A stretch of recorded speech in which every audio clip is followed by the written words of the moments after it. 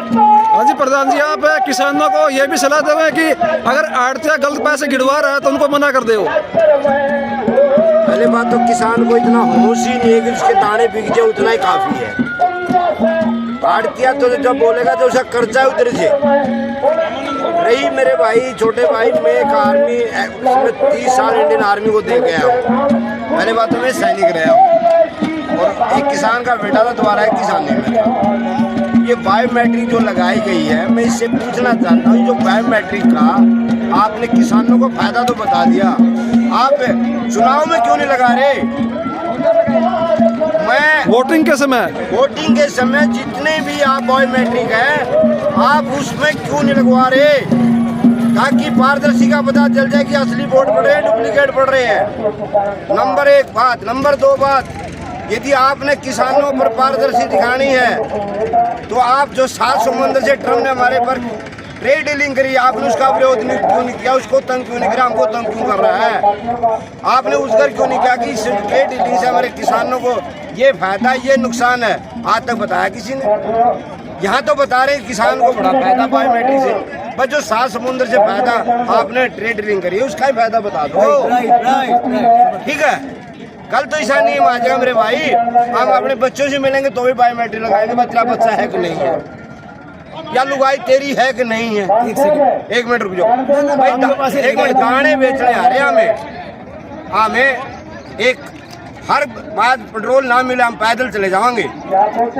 जब सवेरे ब्रेकफास्ट नहीं मिला ना, बाढ़ भी स्कूल में नहीं देंगे। ले भाई तो ना प्रधान जी, बीच में से मैं बोल रहा हूँ कि जैसे बायोमेट्रिक का जिक्र आया और फौजी साहब बोल रहे थे, तो मेरे एकदम उत्पन्न हुआ कि जो एक व्यक्ति यहाँ लेकर के आया मोटसरे का आदमपुर में, वो किसान आकर के और उसने अपनी गाड़ी लगाई, और जब उसकी बायोमेट्रिक का नंबर आया तो न आंखों की पुतली मिली और न अंगूठा मिला। तो दोनों चीज न मिलने के बाद क्या वो बेचने का अधिकारी नहीं है गेहूं को बेचने का?